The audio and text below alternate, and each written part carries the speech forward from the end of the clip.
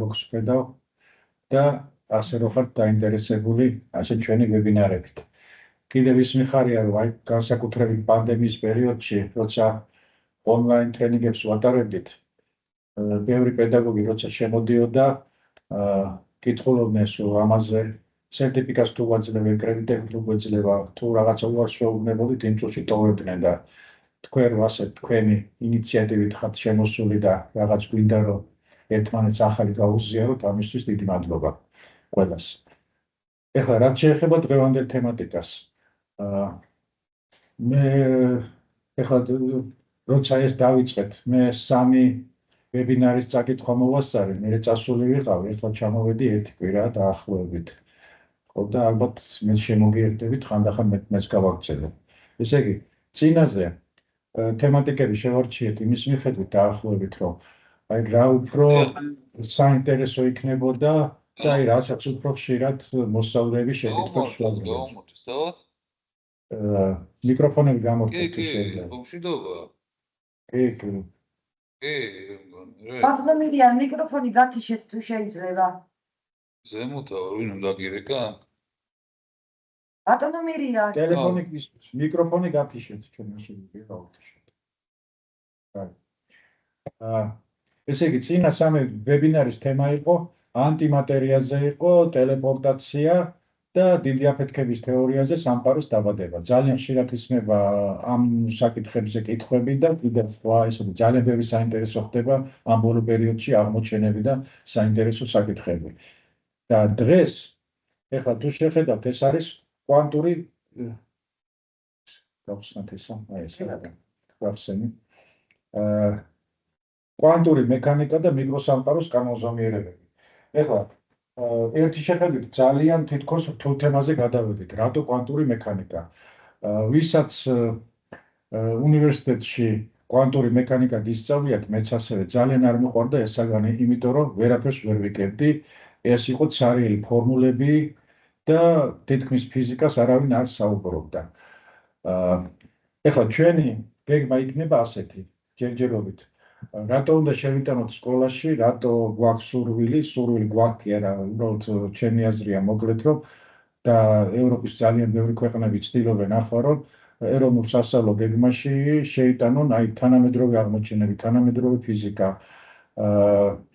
რას გვაძლევს მე კვანტური მექანიკა და ბოლოში მე მინდა რამდენიმე ესეთი სლაიდიც განახოთ.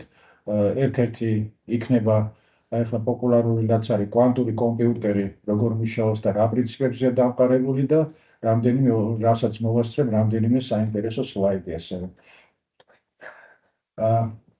ეხლა აი რატო გვინდა კვანტური მექანიკა? ჩვენ ცხოვრობთ, ასე ვთქვათ, მაკროსამყაროში, სადაც ჩვენი კანონები ჩამოყალიბებულია ამ მაკროსამყაროსთვის, ხო? მაგრამ აი ამ სამყაროს მიღმა, თუ ჩვენ გვინდა რომ დავინახოთ რეალურად როგორი არის სამყარო, მოდის ჩვენამდე უამრავი ინფორმაცია, რომელსაც ჩვენ ვერც თვალი აღიქვავს, ვერც ყური არც გვესმის და ამიტომ მის შესახებ თითქმის არაფერი არ ვიცით, არადა ინტერესის სფერო არის ძალიან დიდი. აი ახლა ხანდახან მეკითხებია ხოლმე CERN-შიო, CERN-ი რისთვის არის და რას იკვლევთო და ამაზე რომ მოყვე ალბათ მთელი დღე არ მეყოფა, მაგრამ აი მოკლე პასუხი ყოველთვის ასეთია. დავინახოთ სამყარო ისეთი, როგორიც არის და არა ისეთი, როგორცაც ჩვენი გრძნობათა ორგანოები აღიქვავს. აი ერთ-ერთი რომ ჩვენ სამყარო მართლა რეალურად დავინახოთ, ეს არის ერთ-ერთი არის, ეს არის კვანტური მექანიკის ცოდნა, ასე ვთქვათ. ეხლა ამ კვანტურ მექანიკაში ისეთი ჯერეთი აი რატო მთელი ესე იგი აი საინტერესო საკითხია აქ, რომ ჩვენ აი როგორც ადამიანი, ასევე ნებისმიერ ეს სხეული, ეს ქვა იქნება, პლანეტა იქნება, თუ რაც იქნება, ყველანი ჩვენ შევდგებით ელემენტარული ნაწილაკებისაგან, ხო? ატომებისაგან. უფრო რომ დავაზუსტოთ, ეს არის სულ 3 ნაწილაკი, ეს არის პროტონი, ნეიტრონი და ელექტრონი, რაც ჩვენ ვიცით. მაგრამ უფრო ფიზიკის ენაზე რომ დავაზუსტოთ, ეს არის 2 კვარკი და 1 ელექტრონი. სულ 3 ნაწილაკისაგან შევდგებით. და ამ ნაწილაკებში, როცა კვლევებს ვატარებთ და ვიკვლევთ რა პროცესები ნიშნავს და რა ფიზიკა მუშაობს. საერთოდ ფანტასტიკის სფერო კი არ არის, საერთოდ ჯანსაღას ეწინააღმდეგება ასეთი რაღაცები ხდება, მაგრამ წარმოვიდგინეთ, რომ ჩვენ ამისგან შევდგებით, ჩვენი შემადგენელი ნაწილია, სხვა კანონები მოქმედებს, როგორც კი ასე ვთქვათ, მიკრო ხდება და ამ ნაწილაკებით რაღაცა სხეული აიგება, საერთოდ სხვა კანონები მუშაობს. აი, ერთ-ერთი დილემა ესეც არის, დღეს ფიზიკოსები მუშაობენ იმაზე, რომ ეს თეორიის არასრულყოფილობაა, რა თქმა უნდა, და ეს უნდა გაერთიანდეს, არ შეიძლება ის სხვა კანონები, რისგანაც შევდგებით სხვა კანონები. ეს იგივეა, რომ სიტყვაზე ჩვენ რაღაცა შენობა ავაშენოთ 10 კილოგრამიანი აგურებით, დავუშვათ და 100 აგური დავდოთ და 100 კილოს მაგერ ის იქნება 50 კილოგრამი. ან ავიღოთ სიტყვაზე 2 აგური, ერთმანეთს თითო კილოგრამიანი, ერთმანეთს დავაჯახოთ, დაიმსხვრევა, ნამსხვრევები ავწონოთ და იმის მაგალითად თუ ეს 2 კილოგრამი იყოს, ის 2 ტონა გამოდის, ხო? აი სწორედ ახლა ეს ექსპერიმენტი ყველაფერი ეს დადასტურებულია, მაგალითად ამაჩქარებლებზე, როცა 2 პროტონს ერთმანეთს ვაჯახებთ, ის 2 პროტონი, რა წონაც აქვს და რა მასაც აქვს იმას, წარმოიქმნება რაღაცა მილიონობით ახალი ნაწილაკი, გააცრე 100-ჯერ, 1000-ჯერ მეტი წონის ნაწილაკები და საიდან ჩნდება ესენი, ხო? ესე იგი სხვა კანონები მოქმედებს კიდევ. ამიტომ არის აი ახლა წამოვიდა უკვე კიდევ აი სულ თანამედროვეა მიმართულება არის ახალ ფიზიკას ეძახიან ასეთი ტერმინი ახალი ფიზიკის ძიება. ახლა რატო გჭირდება რომ ესეთი განათლების სისტემაში შევიტანოთ აი ჯერჯერობით ყოველ შემთხვევაში აი ჩვენ სკოლაში რას ვასწავლეთ? ვასწავლეთ ყველაზე თანამედროვე საკითხები რაც შეტანილი არის ეს არის ალბათ არ ვიცი ახლა მე-10 კლასში და მე-11-ში რა ისწავლება აღარ მახსოვს ელემენტარული ნაწილაკები გონი ამოიღეს ხო სასკოლო პროგრამიდან თუ არ ვცდები არა და ძირითადად შეიტანეს ხო ძალიან კარგი და არაფერი აი თანამედროვე ფიზიკაში რა ხდება არაფერი არ არის შეტანილი და ალბათ კარგი იქნებოდა ეხლა მაგალითად მე უფრო კარგად ვიცნობ შვეიცარიის განათლების სისტემას იმიტომ რომ დაახლოებით 20 წელია იქ ვარ და გარდა სამეცნიეროსი ისეც მინტერესდები და ძალიან ბევრი მეგობრები მყავს ფიზიკის მასწავლებლები და მეტნაკლებად ვიცი და ისინი ცდილობენ რომ შეიტანონ ეს აი თანამედროვე ფიზიკის ელემენტები კვანტური მექანიკა აი რელატივისტური თეორია რა ქვია და ასეთი თანამედროვე აღმოჩენები და ასე ვთქვათ ოღონდ იმ დონეზე კი არა ახლა კვანტური მექანიკა ისეთი რთული მათემატიკა აქვს რომ არ არის მე მგონი არ არის დედამიწის სოფლზე ფიზიკოსი რომელსაც ბოლომდე ესმოდეს თვითონ აინშტაინი ისე გარდაიცვალა რომ ამტკიცებდა ბევრ ამას ფორმულებით და ბოლომდე არ სჯეროდა რომ ეს რეალურად შეიძლებოდა ყოფილიყო და განხორციელებულიყო მაგრამ სკოლის დონეზე შეგვიძლია ისე შევიტანოთ აი პოპულარულ დონეზე რომ იცოდნენ მაინც რომ არის კიდევ გარდა იმ კლასიკური მექანიკისა არის კიდევ სხვა ფიზიკა რომელიც აი ამ სამყაროს შეცნობაში ძალიან კარგად გვეხმარება. ეხლა რატო მაინც და მაინც ხო? აი ეხლა არის ერთი შვეიცარიელი ეკონომისტი, ასე ვთქვათ, პოლიტიკოსი, რომელსაც აქვს დაწერილი ძალიან საინტერესო და კარგი წიგნი არის, რატომ არის შვეიცარია ასე მდიდარი და წარმატებული ქვეყანა. და პირდაპირ მთელი პასუხი ამაზეა დასაბუთებული, რომ შვეიცარიის ეკონომიკის და ინდუსტრიის წარმატების საიდუმლო მთლიანად მათ განათლების სისტემაშია. შვეიცარია ეხლა ყველა ვიცით რამდენად წარმატებული მდიდარი ქვეყანაა ერთ-ერთი ევროპაში კი არა მე მგონი მსოფლიოში ყველაზე საუკეთესო ქვეყანაა საცხოვრებლად მაგრამ დაახლოებით 100 წლის უკან შვეიცარია იყო უღარიბესი ქვეყანა ის დღეს შვეიცარიულმა სიტყვა ეს მოდის შვეიცარიელებიდან მოსამსახურებლად მუშაობდნენ სასტუმროში კარიბის გამღებად იდგნენ და ასეთი მესამე დღეს ყველაზე წარმატებულია იმიტომ რომ მათ შეცვალეს განათლების სისტემა ასე ვთქვათ მთლიანად ეხლა ჩვენ აქ ჩვენი მოვალეობა ის არ არის როგორ შევცვალოთ მაგრამ იმას ვერ გავაკეთებთ რაც შვეიცარიის ყველა მასწავლებელმა იცის საიდან მოდაფიწყოთ ეს არის მასწავლებლის დაფასება ეს არის ფინანსური ანაზღაურება და სკოლების მოწყობა მაგრამ აი თვითონ ეროვნულ სასწავლო გეგმაში ან სკოლებში შეიძლება ისეთი საკითხების შეტანა რომ განათლების სისტემა ცოტათი მაინც შეიცვალოს და რაღაც ჩვენებით შევიტანოთ. თვითონ აი ახლა ჩვენ ეროვნული სასწავლო გეგმა ხანდახან იმის საშუალებას არ გვაძლევს რომ რაღაც ახალი ერთი მასალების სურვილის მიხედვით რაღაც სხვა თემატიკებზე ისაუბროს, მაგრამ აი თვითონ შვეიცარიაში სკოლებში მასალებელს დაახლოებით დატოვებულია 20%, რაზეც უნდა იმაზე ისაუბრებს ამაზე და სწორედ აი 20%-ში შეაქვთ ეს კვანტური მექანიკა, რელატივისტური თეორია თუ ნანონაწილაკები თუ ასეთი თანამედროვე საკითხებზე მუშაობენ და მოსწავლეებს ახსნობენ. ეხლა კლასიკური მექანიკა რა არის? კლასიკური მექანიკა ჩვენ რასაც სკოლაში ვასწავლეთ, ეს ძალიან კარგად მუშაობს მაკრო სამყაროში, ხო? მაგალითად პლანეტების მოძრაობა, ნიუტონის კანონები, ხო? პლანეტების მოძრაობა შეგვიძლია ძალიან კარგად აღწეროთ, როგორი იყო რამდენიმე ათეული და ასეული წლის უკანა, როგორი იქნება მომავალში და ასე შემდეგ. მაგრამ მიკრონაწილაკებში ეს კანონები საერთოდ არ მუშაობს, საერთოდ საერთოდ სხვა კანონებია იქ და საერთოდ სტანდარტულ აზროვნებაშიც კი არ ხდება. მაგრამ ყველაფერი ეს ექსპერიმენტია დამტკიცებული, მაგასაც მე ვეთქვი. ეხლა როგორ შეიძლება რომ სიტყვაზე ნაწილაკი ერთდროულად იმყოფებოდეს ორ ადგილზე, ხო? ეს ნიშნავს იგივეს, რომ მე მაგალითად ვიყო ერთდროულად თბილისშიც და პარიზშიც. შეუძლებელია, მაგრამ ნაწილაკებს ეს პრინციპი აქვს, შეუძლია ერთდროულად იყოს ორ ადგილზე.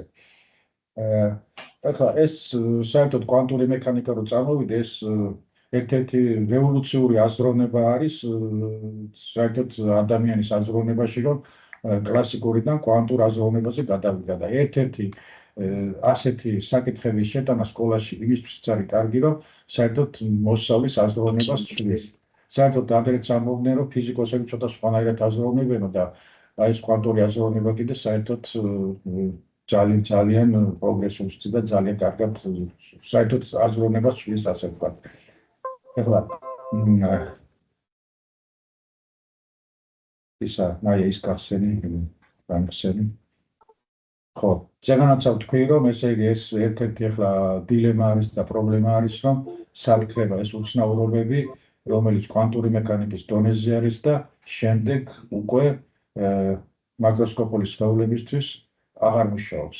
ეს ცოტა გაუგებარია და ამიტომ არის, რომ სწორედ დღეს ძალიან ბევრი ფიზიკოსი უკვე ახალი ფიზიკის ძიებაშია და უნდათ რომ ეს დაუკავშიროთ ერთმანეთს და ასე ვთქვათ, მოდი მოსმენამიც. ხო, ეხლა ამაზე უკვე ვისაუბრეთ. ეხლა ძალიან ბევრი ჯანსაღას მოკლებული თვისებები აქვს ელემენტარულ ნაწილაკებს, ხო? მაგრამ ყველაფერი ეს, აი რასაც დღეს ვილაპარაკებთ, ხო? არის ექსპერიმენტზე დადასტურებული. ექსპერიმენტი კიდე აი როგორც ფეიმან ერთ-ერთი ცნობილი მეცნიერია, ბევრმა იცით ფიზიკოსებმა, მეცნიერული სიმართლე ერთადერთი მსაჯული ეს არის ექსპერიმენტი. ექსპერიმენტმა გვარ დაადასტურა ის თეორია არ არის ჯერ საზოგადოებაში და მეცნიერების მიერ მიღებული. აი მაგალითად რა ვიყოთ ჰიგსის ნაწილაკი, ასე ვთქვათ, ჟურნალისტებმა ღმერთის ნაწილაკი რო შეარქვეს, 40 წელი ეს თეორია არსებობდა, მაგრამ უბრალოდ თეორია იყო და 2012 წელს როცა ცერნის ექსპერიმენტებმა ეს აღმოაჩინეს, დადასტურდა რომ ეს ნამდვილად ასია და ნობელის პრემია გაიცა მასში 40 წლის მერე. ეხლა რატო კვანტური მექანიკა, ხო? რატო არის სასურველი რომ სკოლებში შევიტანოთ რაღაც პოპულარულ დონეზე მაინც საბაზო კურსში. მსოფლიო ინდუსტრიის დაახლოებით მეოთხედი ყოფილა ეს კვანტური ყოფილა კი 100 არის, უფრო მეტია, მე ასე მგონია, კვანტური ფიზიკის კანონების პრინციპებს ეხმობა. მაგალითად, ჩვენ რო ტელეფონს რო ხმარობთ, ტელევიზორები, ბევრ საკითხს ეხლა სახლში არის თვალსაჩინო თვითონ დარბიან, თვითონ წმენდა, თვითონ სარეცხის მანქანები, რავი, საწყობი აპარატი, ყველაფერი ამის ჩიპები რო შეჩაყენებული და ასე ვთქვათ, თავის საქმეს აკეთებენ, ეს ყველაფერი დაფუძნებულია კვანტური მექანიკის პრინციპებზე.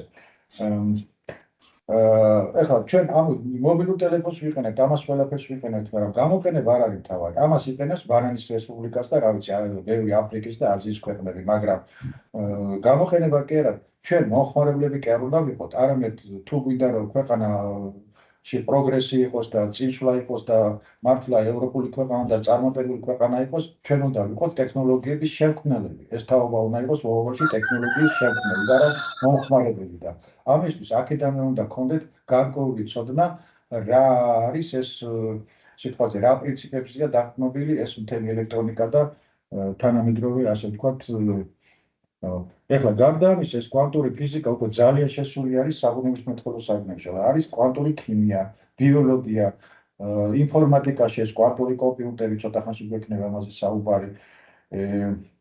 მიკრობიოლოგია, ხო? განსაკუთრებით ეხლა მედიცინაში, ეხლა ჩამოწერილი შეიძლება მედიცინაში განსაკუთრებით. აი მე კვანტურ კომპიუტერზე ვიტყვი კიდე მედიცინაში გადიდი მნიშვნელობა აქვს მიკროსამყაროს, რა ქვია, ელემენტარული ნაწილაკების. ეხლა ეს კვანტური მექანიკის პრინციპები სად გამოიყენება? სენსორები ყველგან არის, არა მარტო იმ STEM აქტივობებში, სადაც ჩვენ ასე ვთქვათ, რაღაც პროექტებს ვაკეთებ სკოლაში, ვისაც კლუბები გაქვს შექმნილი. სენსორები, სარეცხის მანქანა სენსორი აქვს, ინტერსაცროთ სენსორი აქვს, ყველაფერი არის სენსორებზე. მზის ელემენტები, რომლებიც ახლა ძალიან პოპულარული არის, ხო? კვანტური მექანიკის პრინციპებზეა დაფუძნებული. რატომ უნდა ვიყოთ გამომყენებლები და არა მისი შემქმნელები? კი, შეიძლება რაღაცა მზის ელემენტებს ახლა ქუთაისიც აწარმოებს, მაგრამ ის აწარმოებს სხვისი ტექნოლოგიები. ჩვენ თუ ვიცით კარგად კვანტური მექანიკა და რა პრინციპებზე მუშაობს, ჩვენ შეგვიძლია შევქმნათ და სიტყვაზე ახალი მზის ელემენტები ან რაღაც და თუ ის $1000 გავაიაროთ, $10 დავხატოთ და ასე შემდეგ. დიაგნოსტიკის აპარატები მედიცინაში, ხო? განსაკუთრებით აი ახლა თანამედროვე აპარატურა დიაგნოსტიკის და სამკურნალო აპარატურების, ციფრულ ტექნოლოგიები, ასევე თვითონ ინტერესების სფეროც, არა მარტო ტექნოლოგიები, ხო, ბავშვებში ძალიან დიდია ინტერესის სფერო, ახლა ინტერნეტში ეძებენ ინფორმაციებს და აი თუ ვინა როგორიც აი ტყუპების პარადოქსი როა მაგაზე მექნება კიდე ბოლოს საუბარი, ეს იცით ალბათ რომ ერთი ტყუპის ცალება კოსმოსში გაამგზავრეს სინათლის სიჩქარით და როცა უკან დაბრუნდა, მეორე ძმა მოხუცებული დახვდა და ეს კიდევ ეს მართლა თუ ვიმოძრაებთ სინათლის სიჩქარით, ეს რეალობაა და არა სიტყვაზე პარადოქსი, ხო? დროის მანქანაზე მეკითხებია ხოლმე ხშირად. რა ვიცი, შავხვრელებზე რა თქმა უნდა ახლა პოპულარულია ის ატომური სტრუქტურა არ არის და ჯერ არ ვიცით როგორია და კვანტური მექანიკა მუშაობს იქ. პარალელური სამყაროები, რა ვიცი, გალაქტიკა სამყაროს დაბადება პირველ ეტაპზე როგორი იყო პირველ წამებში. აქ სულ კვანტური მექანიკა მუშაობს, აქ კლასიკური მექანიკა არც ერთში არ მუშაობს და ამის გაგება თუ კარგად უნდათ ეს ინფორმაცია უნდა გქონდეთ. ეხლა არ არის აუცილებელი ყველა კვანტური მექანიკა კარგად იცოდეს. უბრალოდ ეს ინფორმაცია უნდა გქონდეთ სკოლაშივე მოსწავლეს, რომ იცოდეს, რომ აი არსებობს სხვა ფიზიკა, ან თუ ფიზიკოსი გახდება, იმ კვანტურ მექანიკას მე თვითონ ისწავლის და თვითონ გაყვება ამ საგანს, ასე ვთქვათ. ხო, აი ეს მოკლედ ძალიან კლასიკური ფიზიკა და კვანტური ფიზიკა, ახლა ერთი გვერდი რა თქმა უნდა არ ყოფნია, მაგრამ აი რამდენიმე ძირითადი ელემენტი ამოვიღე კლასიკურ ფიზიკაში. როცა მე ფიზიკურ სიდიდეს რო აქვს ერთ-ერთი მნიშვნელობა გაზომვამდეც და გაზომვის შემდეგაც. ეს რას ნიშნავს, რომ ჩვენ თუ რაღაცა მანძილი, აი მაგიდის სიგრძე გავზომეთ და არის 1 მეტრი, ეს ვიცით რომ იყო 1 მეტრი, გაზომვამდე იყო 1, გაზომვის დროს არის 1 მეტრი და გაზომვის შემდეგაც დარჩება 1 მეტრი. კვანტურ ფიზიკაში ესე არ არის.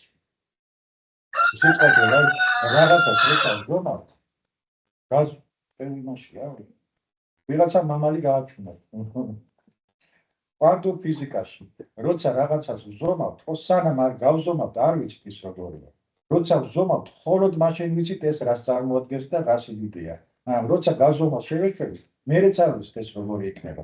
იმიტომ რომ სიტყვაზე აი ელექტრონის რაღაცა გვინდა რომ გავიგოთ ელექტრონი სად რომელ ნახვეჭი გარბის, ხო, ესეთი ექსპერიმენტები არის. მასე როგორც კი დაკვირვებას ახორციელებენ, ის თავის მოქმედებას წვეტავს, ხოლში აღარ გადის. რატო? იმიტომ რომ ელექტრონი ძალიან პატარაა და ესე კვანტური ფიზიკა ელემენტარულ ნაწილაკებზე მუშაობს, ხო, ჯერჯერობით ასე ვიცით. იმდენად პატარაა, რომ მისგან ინფორმაცია რომ მივიღოთ, ხო, მასე ჩვენ რაღაცნაირად გარედან ზემოქმედებას ვახდენთ. მაგალითად, ფოტონით, ხო, რომ დავინახოთ არა სიტყვაზე და ის ფოტონი კი ელექტრონთან შედარებით თითქმის კი არა წონა არ აქვს, მაგრამ მასე ზემოქმედებს და ამ ზემოქმედების პროცესში ელექტრონი იცვლის თავის მდგომარეობას. ამიტომ რომ ჩვენ, ესე იგი, ჩვენ იმ ელექტრონს კონკრეტულ დროს და კონკრეტულ ადგილზე როგორი იყო ამაზე ვერასდროს ვერ დავადგეთ. ჩვენ ვადგეთ მაგას მხოლოდ გაზომვის დროს. აი ეს განსხვავება კლასიკურ და კვანტურ ფიზიკას შორის. ხო, აი იმაზე უკვე ვთქვი, რომ ფიზიკური სიდიდე კონკრეტულ ნიშნულობას მხოლოდ გაზომვის შედეგად იღებს. აი გაზომვის შემთხვევაში ვიცით როგორია. ეხლა კლასიკურ მექანიკაში ვიცით, რომ ყველა ფიზიკური სიდიდე შესაძლოა მიიღოს ყველა შესაძლო განსაზღვრული ნიშნულობა რაღაცა შუალედში. ეს რას ნიშნავს, რომ სიტყვაზე აი რაღაც 1 მეტრის სიმაღლეზე თუ დებს სხეული და მას ჩვენ ავწერთ 10 მეტრის სიმაღლეზე, ამან უნდა გაიაროს 2, 3, 4, 5 და ასე შემდეგ და ავიდეს 10. ამ პირიქით ქვემოთ რო ჩამოდის, უნდა გაიაროს 9, 8 და ასე შემდეგ. კვანტურ მექანიკაში ასე არ არის. ეხლა ელექტრონი ერთი ორბიტიდან მეორეზე როცა გადადის, ხო? ორბიტის ასე ვთქვათ, მახასიათებელი არის ენერგეტიკული დონეები ქვია. მაგალითად ელექტრონი თუ არის 5 ელექტრონ ვოლტის დონეზე და გადავიდა 10 ელექტრონ ვოლტის დონეზე, სხვა ორბიტაზე გადავიდა უფრო მაღალ დონეზე. კლასიკური ფიზიკის გაგებით იმან უნდა გაიაროს 6, 7, 8, 9, 10, ხო? არა, ასე არ ხდება. ის პირდაპირ 5-დან 10-ზე გადადის. ისე რომ შუალედებს არ გადის. ესე ცოტა უცნაურია, ხო? აი ეს იგივეა, რომ 5 მეტრიდან 10 მეტრაზე რაღაცა სხეული ავიტანო, მაგრამ არ გადის ისე 6-7 და 8-სა. პირდაპირ 5-დან პირდაპირ ხდება 10. ეს ცოტა ჩვენი კლასიკური გაგებით, რა თქმა უნდა, წარმოუდგენელია. კიდე რა რა უცნაურობები ხდება. კვანტურ მექანიკაში ნაწილაკს აქვს ასეთი თვისება. აქაც მე ვარ, იქაც მე ვარ. ეს ნიშნავს, რომ ნაწილაკს შეუძლია ერთდროულად ორ ადგილზე იყოს. ეს საერთოდ ეწინააღმდეგება, ხო, ჯანს რაღაც, მაგრამ ექსპერიმენტი ამას ადასტურებს. ეს იგივეა, რომ მე აქაც ვარ და პარიზშიც ვარ, ხო? არა. მეორე უნარი, ჩვენ მიჩვეული ვართ, რომ მაკროსკოპულ სხეულებში ჩვენ გვაქვს პარი, თხევადი და გაზომრივი მდგომარეობა. მიკროსხეულებში ეს არ არის. ის ყველაფერი, ის თხევადიც არის, პარიც არის, იმის თვისებასაც ატარებს, ამის თვისებას და ყველანაირ თვისებას. ამაზე უკვე ვთქვით, ორბიტიდან დედამიწას ორბიტი და ერთი ორბიტიდან მეორე ორბიტაზე გადასვლა არ შეუძლია, რა თქმა უნდა. მაგრამ ელექტრონს შეუძლია. აი ატომი რომ წარმოვიდგინოთ, პლანეტარული მოდელი როა, შუაში ბირთვია, გარშემო ელექტრონები. აქ სიტყვაზე მზის სისტემაში შუაში მზია და გარშემო პლანეტები არიან, მაგრამ ესენი აქეთ-იქით არ დარბიან, მაგრამ თუ გადავლენ, უნდა გაიაროს რაღაცა მანძილი ნელ-ნელა, ხო, ასე ვთქვათ. 100, 200 და ასე შემდეგ, მაგრამ არა, ორბიტიდან როცა ერთი ორბიტიდან მეორეზე ელექტრონი გადადის, ის გადადის პირდაპირ. იყო 5, გადავიდა 10-ზე, ის პირდაპირ გახდა 10.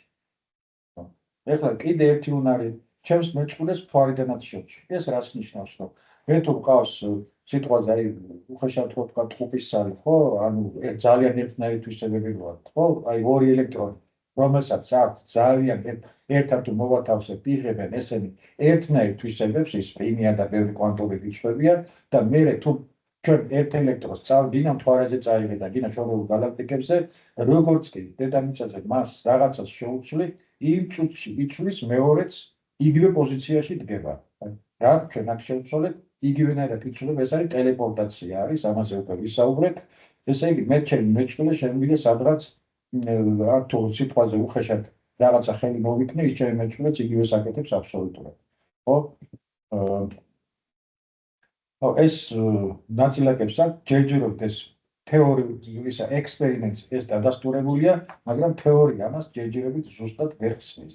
იმიტომ რომ თეორიულად ჩვენ როგორც ვიცით, სინათლის სიჩქარეზე ჩქარა არავითარი ინფორმაციის გადაცემა არ შეიძლება. და არადა აი ეს ნაწილაკი მომენტალურად არავითარი დრო არ მჭირდება, როგორც კი ერთი იცვლება, მეორე იცვლება, აი ესეთი თვისებებია კიდე ელემენტი. რა თქმა უნდა, ბევრი კიდე ესეთი ფანტასტიკური და ჯანსაღადისთვის დაუჯერებელი თვისებები, მაგრამ ეს რამდენიმე თვისება ხო ეს ხო, აი კიდე ის თვისება აქვს, რომ ჩვენ მაკროსამყაროში რაღაცას ხო ვზომავთ, ეს წერან თქვი თუ ავხსნები, ვიცით რა მდგომარეობაშია, მაგრამ რეალურად ნაწილაკი კვანტურ მექანიკაში რეალურად მოცემულ დროში და მოცემულ ადგილზე რა მდგომარეობაში ამას ვერცობის ვერ ვიგებთ. ჩვენ მხოლოდ იმ წუთში როცა ვზომავთ. ეხლა აი კიდევ რა კვანტური მექანიკის გარდა მოკლედ რა თანამედროვე ფიზიკის თემები შეიძლება სიტყვაზე და კლასებში შეტანა. აი კვანტური მექანიკაზე ვსაუბრობთ, რელატივისტური თეორია. ეს არის აი მაღალი სიჩქარეებზე ხო რა ხდება ეს კლასიკური ფიზიკისთვის წარმოუდგენელი რაღაცა რა ბოლოში კიდეც მინდა მაჩვენოთ სხვათა შორის სურათი მქონდა სადღაც და ვეღარ ვიპოვე აი ეს იგივეა რომ სიტყვაზე იგივე კი არა რეალურია წარმოიდგინეთ რომ სინათლის სიჩქარით მანქანა გვიახლოვდება რა აქვს მნიშვნელობა რა ფერის არის როცა გვიახლოვდება ის მანქანა არის ყოველთვის ლურჯი ან ისფერი როცა ჩაგულის და აგრძელებს მოძრაობას ის ყოველთვის არის წითელი რა ფერიც კი ნაიყოს არა აქვს მნიშვნელობა თან მოახლოების დროს არის მოკლე ჩვენ გაროს შორს მიდის არის უფრო გრძელი ეს სინამდვილეში მაკროსხეულებშიც ასე ხდება მაგრამ იმდენად უმნიშვნელოა რომ ჩვენი თვალი ამას ვერ ხედავს თორე მართლა იცვლება ფერი საკმაოდ ძალიან უმნიშვნელოა მოძრავი სხეულებისთვის ამას მე ბოლოში გეტყვით ახსნი რატო ხდება ეს ასე ეხლა აი კვანტური კომპიუტერები ეხლა ძალიან პოპულარული არის და ცდილობენ რომ შეიქმნას კვანტური კომპიუტერები რაღაცა ნიმუშებიც უკვე სასტელი ნიმუშებიც შექმნილი არის მაგრამ ჯერ რა თქმა უნდა საყოველთაო გამოყენებაში არ არის დახვეწას მოითხოვს რა არის ეხლა ეს კვანტური კომპიუტერი ჩვეულებრივი კომპიუტერები მუშაობს რა პრინციპზე კომპიუტერმა იცის ან 0 ან 1 0 და 1-ის ერთობლიობა ეს არის ბიტი ჩვენ ამას ვეძახით ბიტს როცა ვამბობთ რომ აი გიგაბიტია ეს ტერაბიტი ეს არის აი ამ ბიტების რაოდენობა რაც მეტი ბიტების რაოდენობა გვაქვს მით უფრო ძლიერი არის კომპიუტერი კომპიუტერი როგორ ხედავს სიგნალი თუ მიდის ეს არის 1 თუ სიგნალი არ მიდის ეს არის 0 და ამ 0-ის და 1-ის ერთიანის ერთობლიობა ქმნის მერე x გამოსახულებას და ასე შემდეგ აი მაგალითად რო ავიღოთ სიტყვა 20 27 და ასე შემდეგ ეხლა ზეპირად არ ვიცი მაგრამ ეს იქნება ერთობლიობა 1 1 1 0 1 0 რაღაცა გრძელი რიცხვი იქნება მაგრამ ამას კომპიუტერი აკეთებს ძალიან სწრაფად პრაქტიკულად სინათლის სიჩქარით მაგრამ ნუ ეხლა აი კომპიუტერი ხშირად იჭედება იმიტომ რომ ეხსიერება არ ყოფნის და ასე შემდეგ ხო მაგრამ არის კიდევ ეხლა რა არის ისა რა ქვია კვანტური კომპიუტერი რა პრინციპზე მუშაობს ის უკვე არა 0 და 1 არამედ ის მუშაობს უკვე ნაწილაკების კვანტური მექანიკის პრინციპია ნაწილაკებს აქვს თავისი კვანტური მდგომარეობები ამაზე არ მინდა საუბარი ამ ეს კვანტური მდგომარეობა რა მდგომარეობაშია ნაწილაკი ამის მიხედვით გადააქვს ინფორმაცია ასე ვთქვათ ანალოგიური ციფრში ეხლა რა უპირატესობა აქვს და ამას ქვია თუ ბიტი ქვია ამას ქვია კუბიც უძახიან ასეთი ტერმინი არის შემოღებული და ეხლა ეს როგორ მუშაობს თუ ჩვენ ჩვეულებრივი კომპიუტერში გვაქვს ერთიანი და ნოლიანი და ამის საშუალებით ითვლის და გვაძლევს ინფორმაციას კუბიტში ერთიანი და ნოლია დაუშვათ სიტყვაზე უხეშად რო ვთქვათ მაგრამ ერთიანის და ნოლს შორის კითხულობს ნებისმიერ რიცხვს ერთიანსა და ნოლს შორის რამდენი რიცხვი შეიძლება მოთავსდეს კიდე უსასრულო რაოდენობის ხო 0.1 0.2 0.11 0.13 და ასე შემდეგ ერთამდე 0-დან ერთამდე გვაქვს უსასრულო რაოდენობის რიცხვები ხო აი სწორედ კვანტური კომპიუტერი აი უსასრულო რაოდენობის და იღებს და გვაძლევს ინფორმაციას ეხლა მისი გამოყენება ხო აი ეხლა ცოტა ესეთი ის არის ცნობილი გამოთქმა არის აი რითი ჯობია ეს კვანტური კომპიუტერი ჩვეულებრივ კომპიუტერს ხო აი წარმოვიდგინოთ რომ რაღაცა ძალიან რთული ლაბირინთია დახატული და ან გაკეთებული და კომპიუტერმა ეს ლაბორატორიის უნდა გაიაროს ესეთი ლაბირინთი ჩვეულებრივი კომპიუტერი რას აკეთებს ყველგან სადაც გასასვლელია ყველგან შედის და ბოლო-ბოლო სადღაც პოულობს მართლა სად არის გასასვლელი ამაზე იკარგება უამრავი დრო რა თქმა უნდა ეხლა კომპიუტერი ამას ძალიან სწრაფად აკეთებს მაგრამ მაინც ძალიან ბევრი დრო იკარგება და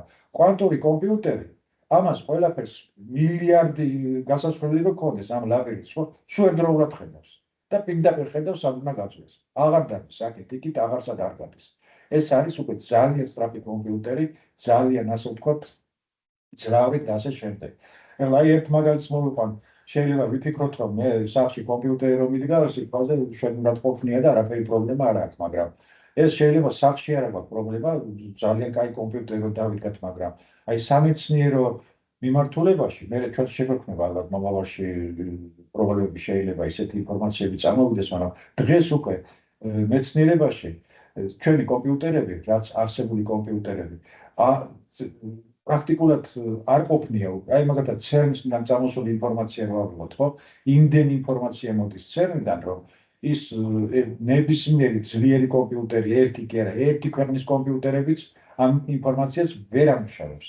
ამიტომ შექმნილი არის ასეთი სისტემა, გრიდი, ხსმენიათ ალბათ, ეს არის მსოფლიოში სხვადასხვა ქვეყნებში, ძალიან ბევრ ქვეყნებში, ეს ამერიკაში, კანადაში, ევროპის ქვეყნებში და აზიის ქვეყნებშიც დგას ძალიან ძლიერი კომპიუტერები, რომლებიც გაერთიანებულია ერთ სისტემაში, გრიდი ასე ქვია სპეციალური, აი როგორც ინტერნეტია გაერთიანებული, ხო, ინტერნეტი ეს არის ინფორმაციის მიღება და გადაცემა და გრიდი ეს არის სიმძლავრეების გამოყენება. აი სწორედ CERN-ი ამ სიმძლავრეებს იყენებს, რომ როგორმე იქ მიღებული ასეთი ძალიან დიდი ინფორმაცია მოხდეს მისი შენახვა, გადამუშავება და დამუშავება, ასე თქვა. მაგრამ ახლა უყურეთ აი ინტერნეტს, ახლა რომელიც CERN-ში შეიქმნა, მთელი მსოფლიო იყენებს, კარგად ვიყენებს და ძალიან ბევრი ვიცი, კვლევითი ინსტიტუტები და ბევრი ადამიანი ელოდებოდა, რომ აი ეს გრიდი როდის გახდება საყოველთაო, რომ ჩვენ შევძლოთ მისი გამოყენებაო. მაგრამ უყურეთ, რა ძალიან სწრაფად მიდის ტექნიკა და ტექნოლოგიები, სანამ ეს გრიდი საყოველთაო გახდა და ჯერ ისევ CERN-ი იყენებს, უკვე კვანტური კომპიუტერები შემოდის. კვანტური კომპიუტერები როგორც კი შემოვა, შეიძლება სულ ერთი თუ რა ვიცი, რამდენიმე იქავი დაიდას CERN-ში და ეს შენი გრიდის სისტემა უკვე აღარ იყოს საჭირო. ერთი კიდე აი ჩემთვის ძალიან საინტერესო, რა თქმა უნდა, ეს კვანტური კომპიუტერები, არ ვიცი, ცივილიზაციას ძალიან სწრაფად დაიწყებს განვითარება ცივილიზაცია, ძალიან ექსპონენციალურად სწავლა ალბათ მომავალში. მაგრამ აი უყურე ერთ-ერთი მაგალითი მაგალითად მინდა მოვიყვანო, რაზეც მიკრობიოლოგები, ხო, მიკრობიოლოგის ის არის ალბათ დნმ ვისია, მიკრობიოლოგია, ხო? აი ახლა ვიცი რომ გარკვეული ლაბორატორიები მუშაობენ დნმ-ის გადაპროგრამირებაზე. გადაპროგრამირება რას ქვია? ჩვენ ვიცით რომ დნმ-შია ჩაწერილი ძალიან ბევრი ინფორმაცია სიტყვაზე ემბრიონი შეიძლება ცხოველის და ადამიანის ძალიან ერთნაირია, მაგრამ დნმ-ია სხვადასხვა. დნმ-ი რა არის? დნმ-ში არის 4 ატომი არის ჩაშენებული, ხო? სწორედ ამ 4 ატომის კომბინაცია არის, შემდეგ ის ადამიანი უნდა იყოს, ცხოველი თუ მოდის უნდა ასევე ამ კომბინაციაშია ჩადებული ადამიანის ზრდა, განვითარება, მერე სიმღერე, მერე სიკვდილი, ბევრი ავადმყოფობა დნმ-დან არის გამოწვეული, ხო და ჩვენ მის გადაპროგრამირებას თუ შევძლებთ, ძალიან ძნელია, ახლა იმიტომ რომ ჯერ მარტო 1-იანი და 0-იანი სულ 2 რიცხვი და რა გვიჭირს მისი დაპროგრამება და 4 უკვე ძალიან ზრდის ალბათობას იმისას, რომ ძალიან ბევრი უკვე განტოლებებია საჭირო და მისი დაპროგრამება და გადაპროგრამება ძალიან დიდ სირთულეებთან არის დაწყობილი. ასე რომ პროგრამის დაწერა შეიძლება, მაგრამ ჩვენი კომპიუტერები მას ვერ ერევა. ეხლა ნახეთ აი ეს კვანტური კომპიუტერები რო შემოვიდეს, რა შეიძლება მოხდეს? ნუ ეს ჯერჯერობით ჰიპოთეზაა და დღევანდელი ჰიპოთეზა და ფანტასტიკა ხვალ შეიძლება რეალობად იქცეს, როგორც ანტიმატერია და ბევრი რაღაც ესეთი მოხდა უკვე, ხო? ეხლა მან მისი გადაპროგრამირება თუ შეიძლება, ხო? აი ფანტასტიკაა, მაგრამ ადამიანი თუ არის 17 წლის, შეიძლება ისე გადავაპროგრამიროთ ჩვენი დნმ-ი, რომ ასაკმა აღარ მოიმატოს. ასაკის მომატება რას ნიშნავს? დნმ-ი მართავს, რომ ბავშვი რო იბადება, მეტი უჯრედი ზრდის დროს, მეტი უჯრედი უნდა დაიბადოს, ვიდრე მოკვდეს, უჯრედი ხანგრძლივობა არ აქვს სიცოცხლისა, როგორც ვიცი, რამდენიმე დღე და ასე შემდეგ. მერე შუახნის ასაკში რამდენიც იბადება, იმდენი კვდება, დნმ-ი მართავს და სიბერისკენ რომ მიდის, მეტი კვდება, უფრო ვიდრე იბადება, ხო? მაგრამ ჩვენ თუ მივცემთ იმ დნმ-ს ისეთ პროგრამას, რომ აი სადღაც შუალედში როცა იყო, რომ იმდენი უჯრედი დაიბადოს, რამდენიც კვდება, ну პრაქტიკულად ასაკი ჩერდება, ხო? რა ვიცი, ავადმყოფობა თუ აღარ იქნება და ასაკი გაჩერდება, რაღაც უკვდავების წყალსკავს ეს ცოტა ჯერ ფანტასტიკაა, მაგრამ სასიამოვნო ფანტასტიკაა. ეხლა დავუშვათ ერთი 5-6 წლის უკან, არა, შეიძლება 10 წლის უკან CERN-ში გადაიღეს ასეთი ფანტასტიკური ფილმი, შეიძლება ნანახიც აგაქვთ ანგელოზები და დემონები. CERN-ში და ვატიკანშია გადაღებული, CERN-დან ანტიმატერიას. ანტიმატერიას ვიპარავე და ვატიკანის აფეთქება რა უნდათ, ხო? ხო და ეს იყო იმ დროს ფანტასტიკა, რა თქმა უნდა. მე ცენში მიღებულია უკვე მიიღეს ანტიმატერიის რამდენიმე ატომი. მე პატარა ნივთიერება მიიღეს, ანტინივთიერება. და აი ოცნება იყო დიდხანს, რომ მე ამის გაჩერება რამდენიმე წამით შევწყვეტ, რომ მისი კვლევების ჩატარება შეგვეძლოს. იმიტომ რომ ფიზიკოსებმა ვიცით, მატერია და ანტიმატერია ვერ შეინახავ ანტიმატერიას, იმიტომ რომ როგორც ეხება მატერიას, იმ წუთში ქრება, ხო, ენერგიაში გადადის, როგორც მატერია იგარგება, ქრება. ხო და რამდენიმე წამი გააჩერეს. აი ახლა უკვე იმაზე მიდის მუშაობა დღეს უკვე რომ ჯერ შექმნილი არ არის, მაგრამ ჭურჭელი შექმნან ისეთი რომ ცენში მიღებული ეს ანტიმატერია მართლა გადაიტანოს სხვაგან, სიტყვაზე ცენში მიღებული ანტიმატერია წაიღონ სადღაც ამერიკაში, ინგლისში და რაღაცა ჭურჭელში მოთავსებულ და იქ ჩატარდეს კვლევები. უკვე ამაზე მიდის, აი ისე ძალიან სწრაფად მიდის. 10 წლის უკან წარმოუდგენელი ფანტასტიკა იყო, დღეს უკვე რეალობა გახდა და რა ვიცი, იქნება ესეც მართლა რეალობა გახდეს, ასე რომ მოკლედ აი ესეთი არის კვანტური კომპიუტერები. ეხლა წეღარ ვახსენე, რომ აი ტყუპების პარადოქსი მეთქე, ხო? დროის გაჩერებას გავს ეს ფორმულა. რას გავს? დროის გაჩერებას. აი ეს არის. როცა ვცეს ტოლია, მაშინ ნულის ტოლი ხდება ეს ფესქვეშ და ფიზიკოსი უცებდება, ცნობილი ფორმულებია, აი ეს იგი მომავალ წელს ცენში რო გაგიშვით, შეიძლება 17 წელს დავუკვდეთ. ცოტა ახალგაზრდა. აი ახლა ჩვენ სიტყვაზე როცა უძრავავთ, დროს ვზომავთ, ტე არის, ხო, დავუშვათ, აი ეგ როგორც წერია ტე შტრიხი. მაგრამ როცა მოძრავთ, მაშინაც საათი ტეს გვიჩვენებს. ასე რომ ტე შტრიხი გაჩერებული ვარ თუ მოძრავს, ტე შტრიხი უდრის ტეს, ერთ და იგივეა. იმიტომ რომ პატარა სიჩქარეებია. მაგრამ ეს არასწორი ფორმულაა. ტეა არც როდის არ უდრის ტე შტრიხს. როცა მოძრავთ, ადამიანიც კი როცა მოძრავს, ხო? დრო მოძრაობაში გამოითვლება სწორედ აი ამ ფორმულით, ტე შტრიხი. ეს არის ტე გაჩერებული როცა არის ის დრო და შემდეგ 1 - v კვადრატი გაყოფილი c კვადრატს. ეხლა ნახეთ, როცა ძალიან დაბალი სიჩქარეებია, v როცა ძალიან დაბალია. v კვადრატი c არის 300,000 კილომეტრი/წამში. ის პატარა რო ამ ხელაზე იყოფა პრაქტიკულად 0-ია, ან ძალიან ცოტაა და ერთს რო ძალიან ცოტას გამოვაკლებ, ის ტე ფესვი 1-დან 1-ია და ტე გამრავლებული ერთზე ისევ ტე შტრიხი ტესტოლია, ესე გამოდის. და ის თვალისთვის შეუმჩნეველია, მაგრამ ეხლა v როცა ძალიან მაღალია, მაგალითად სინათლის სიჩქარეა v, ხო, დავუშვათ. მაშინ v კვადრატი გაყოფილი c კვადრატს ეს არის 1, ერთს გამოკლებული 1, ეს არის 0, 0-დან ფესვი არის 0 და ტე გამრავლებული 0-ზე არის 0. ესე იგი დრო გაჩერია. ეს რეალურად მართლა ასე ხდება. ეხლა აი ერთ მაგალითს მოვიყვანო. 2 კვირის უკან ალბათ დაახლოებით 1 კვირა რაც ჩამოვედი, ხო? და აი წამოსვლისას 2 კვირის უკან იყო ალბათ, ეხლა ცელში ჩვენ ვაჯახებთ პროტონებს და მე მაგაზე ვმუშაობ და ვიცი ეხლა პროტონის სტაბილური ნაწილაკია და სადაც მიიღება 27 კილომეტრიან ზოლზე მშვენება დარბის ვაჯახებთ არაფერი და არც მიფიქრია, არც მომსვლი აზრად, რომ ეს სინათლის სიჩქარე და რაღაცა და მეგობარმა მთხოვა იქ რაღაცა პატარა ექსპერიმენტებია, რომლებიც კიდე არ ვიცი, მე ზეპირად არ ვიცოდი და ერთ-ერთ ექსპერიმენტზე პატარა დახმარება მთხოვა, რომ რაღაცაზე მომეხმარეო, თავისუფლად რომ მქონდა და ნუ მივედით ახლა მიხსნის, რომ ძელი მილი არის. ამაშიო კამეზონები მოდიანო და პიმეზონებიო. ეს ფიზიკოსებმა ვიცით, ნაწილაკებია ეს როგორც პროტონი მაგრამ არასტაბილური ნაწილაკებია. მათი სიძველის ხანგრძლივობა არის წამის მემილიონედი და მემილიარდედი და ასე შემდეგ. ასე რომ დაბადებისთანავე ეს ნაწილაკები ისე სწრაფად ისპობიან, რომ რაღაცა მილიმეტრის გავლას ვერ ასწრებენ. მიკრონების გავლას ვერ ასწრებენ. ხო და გამიკვირდა ამ შორეზე როგორ მოდიან მეთქი და როგორც კი შეკითხვა დავსვი, იმ წუთში მომიტრიალ და გაოცებული სახით და გამაშაყირა, ასე ვთქვათ. შენაო ისო აი ეს იმის თეორია თუ იციო, სურათებში როა დაღრეჯილი კაცი ენა როა გადმოგდებული და გამუწნილი როა.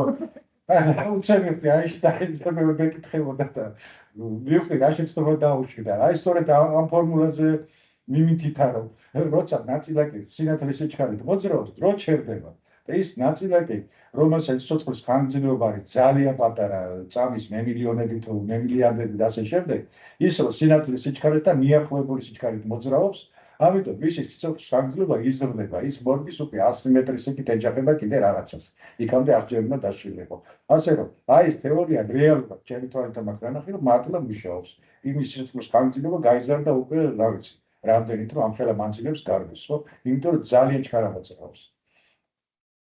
ასე რომ, ეს ფანტასტიკა არ არის, ის ფილმი რო არის სიტყვაზე ტყუპების პარადოქსი, რომ ერთი ძმა რო ტყუპისცალი მიდის კოსმოსში და მე ახალგაზრდა ბრუნდება და მეორე ძმა მათ მოხუცებული ხდება, ну ესეთი რამე რომ მოხდეს ახლა ადამიანის სიჩქარით ამოძრავება დღესდღეობით ჩვენი კანონებით შეუძლებელია, მაგრამ რაღაცა სხვა კანონები რო შემოვიდეს და ეს შევძლოთ, იგივეა რომ დრო ჩერდება მისთვის, ასე ვთქვა.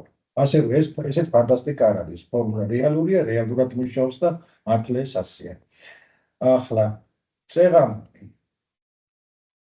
ვახსენე კიდე ასეთი პარადოქსი, რომ დაუშვათ მეთქი ავტომობილი, როცა გვიახლოვდება, ის არის ის ფერისკენ გადადის ლურჯ ფერებში, როცა ჩვენგან გშორდება, ის არის უკვე წითელი ფერის მეთქი. ეხლა ეს რატო ხდება? აი ზედა სკალას თუ შეხედავთ, ხო? აი ნახეთ ჯერ ერთი რამდენი ინფორმაცია მოდის ჩვენამდე, აი ეს მთელი სკალა არის, რაც ასე ვთქვათ, ტალღები მოდის ჩვენამდე და ჩვენ ამ ტალღებიდან ვხედავთ მხოლოდ ძალიან ვიწრო ზოლს, აი თუ ხედავთ ფერებით არის აღნიშნული ძალიან ვიწრო ზოლი, მაგის იქით ჩვენ ინფორმაციას ვერ ვხედავთ, თვალი ვერ ხედავს, აი რა პატარა ინფორმაციას ვიგებთ თურმე და ესე იგი ჩვენი თვალი რო წარმოვიდგინეთ, რომ ასეთ სხვადასხვა ტალღის სიგრძეებს ხედავდეს, რამხელა ინფორმაცია გვექნებოდა.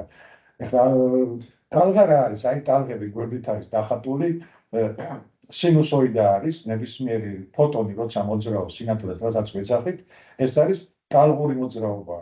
აი წითელი ტალღა არის, გრძელი ტალღა, მისი ტალღის სიგრძე არის გრძელი, აი ზემოთ წითელი როა, თემებს შორის მანძილი არის ბევრი, ლურჯი რო არის, ეს არის მოკლე ტალღა შედარებით და აი თემებს შორის მანძილი ტალღის სიგრძე ეგ არის. არის უფრო მოკლე. ეხლა ავტომობილი დაუშვათ ჩვენსკენ მოძრაობს. ნუ არ აქვს მნიშვნელობა რა ფერი არის. რაღაცა ტალღის სიგრძეს ასხივებს. როცა ჩვენ გვიახლოვდება, ხო და ჩვენ თვალით ვხედავთ იმ ავტომობილიდან არეკლის სინათლეს. ამ დროს ის არეკლის სინათლე, როცა ავტომობილი სინათლის სიჩქარით მოძრაობს ჩვენსკენ, ვიწროვდება, აი ტალღის სიგრძე მცირდება. აი დაახლოებით რო ავიღოთ, აი ზამბარა რო ავიღოთ, ხო? მიბმული რო იყოს რაღაცაზე, როცა ჩვენსკენ მოდის, იკუშება, ხო და ჩვენსკენ შორს რო მიდის, იშლება. გაშლილია. ამიტომა სწორედ რომ მე ჩვენ იმას აღვიქვავთ, როგორც ლურჯ ფერს. ფერს ახლა ფერი ჩვენ და შორს რო მიდის, ჩვენ რო გშორდება კიდე ტალღა იჭინება და გადადის უკვე წითელი ფერისკენ. ჩვენ რო ფერებს ვეძახით, ხო ეს მიჩვეული ვართ, რომ ფერი, მაგრამ ფიზიკისთვის ეს არის ტალღის სიგრძე. ჩვენ წითელს როცა ვხედავთ, ეს ნიშნავს, რომ ცოტა გრძელი ტალღა მოდის ჩვენთან, ფოტონი და როცა ლურჯს ვხედავთ, მოკლე ტალღა მოდის ჩვენთან, ფოტონი, თორე ის რაც ლურჯია და რაც წითელია, იგივე ფოტონია, იგივე თვისებებია, ყველაფერი აბსოლუტურად ერთ-ერთია, მაგრამ ის მოკლე ტალღით მოდის და ის გრძელი ტალღით.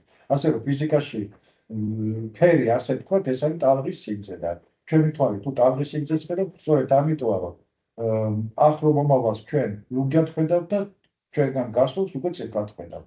ეს რეალურადაც ასეა, მაგრამ მანქანის მოძრაობა იმდენად ნელია სინათლის სიჩქარესთან შედარებით, რომ ჩვენ მაგას ცხადია თვალით ვერ ვხედავთ. კარგით, კიდევ ერთი ასეთი ესე იგი სტატიკური არაფერია, ყველაფერი მოძრაობაში. ყველაფერი მოძრაობაშია. ჩვენ მაგალითად სიტყვას დაიწყეთ ფილოლოგმა დამისვა ასეთი შეკითხვა, ჩვენ ესე რეალურად ვერაფერს ვახედავთ. ჩვენ რეალურ სამყაროს ვერცოდეს ვერ აღვიქვავთ. ჩვენ ყოველთვის ვხედავთ წარსულს. იმიტომ რომ ჩვენ რასაც უყურებთ, ხო? აი ბავშვებს უკითხიათ ხშირად მოგზაურობა წარსულს თუ შეიძლება მომავალშიო, ну ამაზეც ახლა გარკვეული პასუხები არსებობს კვანტური მექანიკაზე, მაგრამ ერთ-ერთი ძალიან შვენიერი პასუხია და ვაჩვენებ ხოლმე, ჩვენ ვერცოდის ახლანდელ ამ წუთში ვერაფერს ვერ ვხედავთ, ჩვენ ყოველთვის ვხედავთ წარსულს. იმიტომ რომ რასაც უყურებთ, გარკვეული დრო ჭირდება ჩვენამდე რომ მოვიდეს. ჩვენ მზეს ამოსვლას ვხედავთ 8 წუთის შემდეგ, ჩასვლას ვხედავთ 8 წუთის მერე. ყველაზე ახლო ვარსკვლავს, რომელსაც ჩვენი თვალი ხედავთ, 3 წლის წინ როგორი იყო, ასე ვხედავთ. ჩვენ რომ ვარსკვლავებს რო უყურებთ, ეს როგორი იყო სიტყვაზე 1 მილიარდი წლის წინ, იმას ვხედავთ და არა დღეს როგორია. ან ახალი ვარსკვლავებია წარმოშობილი, იმას ვერ ვხედავთ, იმიტომ რომ ჯერ ჩვენამდე ინფორმაცია არ არის მოსული. ესე იგი, ჩვენ წარსულს ვხედავთ. ასე ვთქვათ, აი ეხლა დაახლოებით 1 მილიონი წლის იქით პლანეტაზე ჩვენსივე galaktikაში, ჩვენ galaktikაში უფრო მეტი აქვს სიგანე, ვიღაცა ცივილიზაცია რო იყოს და ისინი დედამიწას უყურებდნენ, ასე ვთქვათ, ხო? დედამიწაზე ჯერ დინოზავრებს დაინახავენ. თუ სიტყვაზე 4 მილიარდი წლის იქით პლანეტიდან გიყურებენ, ჯერ დედამიწა წარმოშობილიც არ არის, მზეც არ არის ჯერ, მზე წარმოშობილი 4,5 მილიარდი წელი. არათუ ცივილიზაციას ვერ დაინახავენ. ასევე ჩვენ ყოველთვის უყურებთ წარსულს და ჩვენ თუ შორეულ ცივილიზაციებსაც ვეძებთ, ხო? მაგას ვერ ვცნობთ დღევანდელი კანონებით, ვერ დავინახავთ დღეს როგორები არიან და რა განვითარების დონეზე არიან. ასე ვთქვათ. ეს რაც შეეხება ამ შეკითხვას. არის კიდევ აი ახლა ასეთი ცდა, რომელსაც სიტყვაზე ცოტა პარადოქსული ცდა არის. ასეთი ცდა არის ჩატარებული ელექტროს ფიზიკოსებმა ვიცით, რომ ახლა შუქი რომ რაღაც ორ ხველში გადის, მონოქრომატული სხივი ქვია, მონოქრომატული ქვია, რომ თელს სხივის ყველა ფოტონს აქვს ერთ და იგივე ტალღის სიგრძე და ორ ხველში, როცა გადის ახლომდებარე ხველში, უკან ეკრანზე ჩვენ ვიღებთ ინტერფერენციულ სურათს, ესე იგი ბნელ და ნათელ ზოლებს, ესეთ ნათელ ზოლს არ ვიღებთ. იმიტომ რომ ტალღების ზედება ხდება ორი ხვრელიდან და ეს ტალღების როცა ერთ ფაზაში ხდება ერთმანეს ნათელი ზოლია, ძლიერდება შუქი, როცა საწინააღმდეგო ფაზაში ბნელი ზოლებია. ეხლა ჩაატარეს ასეთი ცდა, გამოუშვეს ელექტრონი და ელექტრონს აქვს თუ არა ასეთი თვისებაა. თუ ელექტრონების ნაკადი გაუშვეს. მართლაც შეხედეს, რომ ეკრანზე მიიღებოდა ბნელი და ნათელი ზოლები. ერთ-ერთი ეს იუნგის ცდა თუ ავწდები, დამტკიცდა ერთ-ერთი მტკიცებულებაა, რომ ნაწილაკს გარდა იმისა, რომ აქვს მატერიის თვისება, აქვს ასევე ტალღური ბუნება. ის არის ტალღაც და მატერიაც, ასე ვთქვათ, ელექტრონის. ნივთიერებაც არის და ტალღაც არის. მე ახლა ასეთი ცდა ჩაატარეს. რახან ტალღა იყო, ასე გარბის და კი. ასეთ ცდა ჩაატარეს ახლა. ერთი ელექტრონი გაუშვეს. არა ელექტრონების ნაკადი, არამედ აი მორფოლიზმზე მიმართეს ერთი ელექტრონი. და აი პარადოქსი იყო და სასწაული იყო, რომ უკან ეკრანზე ისევ მიიღეს ინტერფერენციული სურათი. ინტერფერენცია სხვანაირად არ მიიღება, თუ ორი ტალღა ერთმანეთს არ ეკრება, ზემდება.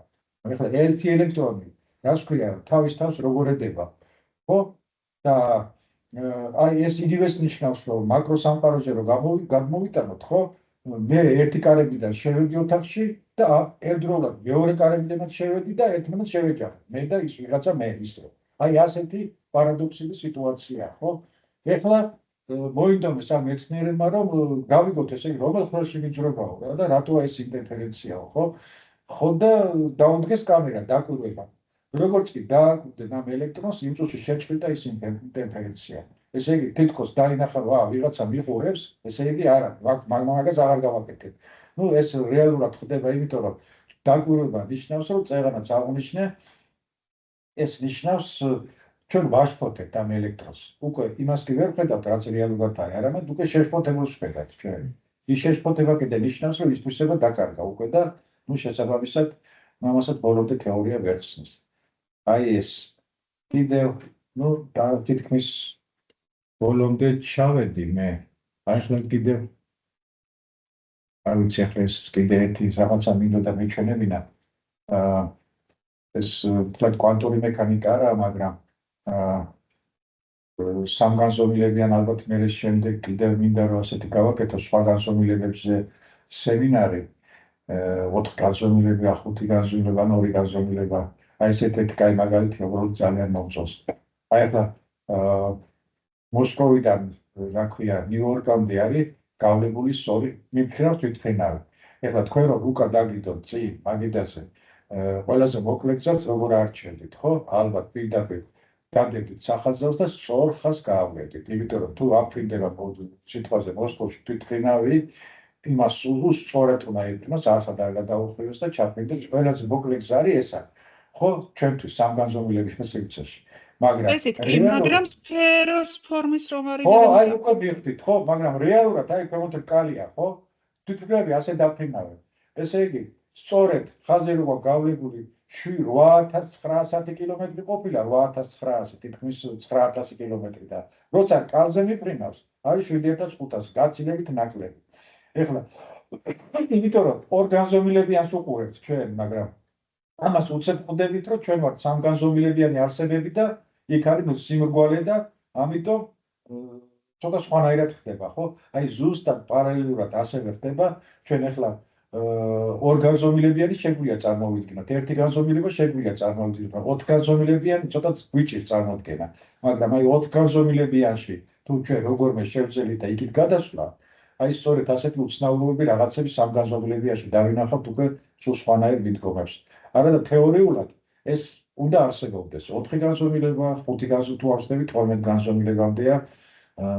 ეს არის ერთ-ერთი თეორია, სიმების თეორია, რომლის მათემატიკური აპარატი საკმაოდ კარგია, საკმაოდ ძლიერია და ჯერჯერობით მისი უარყოფა ვერ ხდება და ამ თეორიის მიხედვით უნდა არსებობდეს 3 განზომილებიანი, 4 განზომილებიანი და აგერ მე რო ვზივარ აგერ 3 განზომილებიანში, რახან მე სიტყვაზე გვერდით შეიძლება იყოს 4 განზომილება, რომელსაც ვერ ვეხები და იქ ვერ შევდივარ. აი ახლა როგორც 2 განზომილებიანი სიმწყეზე არსებები რო იყვნენ, აი ამ მაგიდაზე ზემოთ და რაც არ უნდა ჩაქუჩი უთქვა თუ დავაჭროთ რაღაც ის მაინც ვერ გაიგებს და ვერ იგრძნობს. ამის ზემოთ თუ კიდე მეორე ცივილიზაცია 2 განზომილებიანში, ეს ამას ვერცობის ვერ იგრძნობს, იმიტომ რომ მესამეში უნდა გადავიდეს, რომ იქ ავიდეს. ვერა, ამიტომ დაახლოებით აი ესე ვართ ჩვენსა ვართ 3 განზომილებიანში, ხო და 3 განზომილება ეს მაინც აზროვნებიდან წამოვიდა, იმიტომ რომ აი კვანტური აზროვნება ცვლის მეთქე აზროვნებას. აი ესეთი განზომილებებიც ჩვენს აზროვნებას ძალიან ცვლის და ცოტა სხვანაირი მიდგომები გვაქვს ხოლმე უკვე ბევრ რამეზე და სხვანაირი თვალით უყურებთ ცხოვრებასაც, იმანობასაც, საზოგადოების განვითარებასაც, ფილოსოფიასაც, ასე ვთქვათ, ფსიქოლოგიასაც და ბევრი რამე შემოაქვს უკვე ამას ჩვენს ცხოვრებაში. აი ეს მინდოდა რაც დღეს მეთქვა, თითქმის 1 საათი ვისაუბრეთ, რაღაც 5 წუთი დაგვრჩა დრო და შეკითხვები თუ გაქვთ. ან სურვილები ეს ჩაკეცა.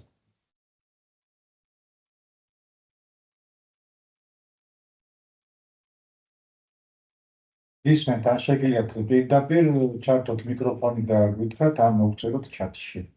ან ხელი აიციოთ და ჩაგითოთ ჩვენ მიკროფონს. მაშინ გადასულ.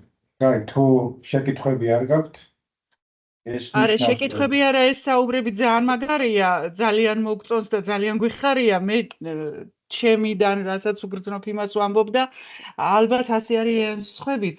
კი, მეტი ინფორმაცია გვჭირდება ნამდვილად და მეტი პოლემიკა ამაზეც.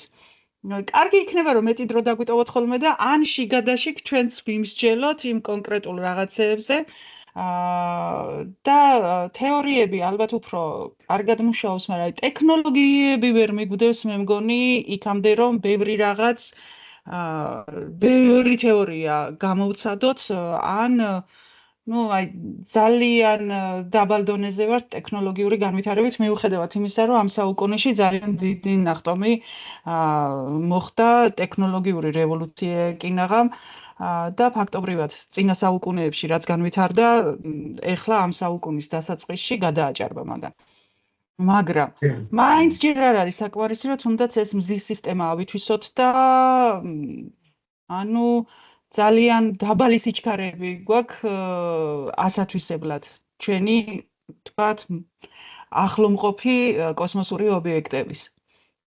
გეთანხმებით ხალბატონო ნინო, მე დასაწყისში ეგეც აღნიშნე, რომ ძალიან პირიქით ძალიან კარგი იქნება თუ ჩვენ გვექნება ინტერაქტიული ესეთი შეხვედრები და თქვენგან წამოვა იდეებიც რაღაცა ახალი იდეა დისკუსიაში ან რაღაცა შეიძლება არასწორად ვამბობ და ის შეგვისწოროთ ან პირიქით რაღაცა დავამატოთ და ასე შემდეგ.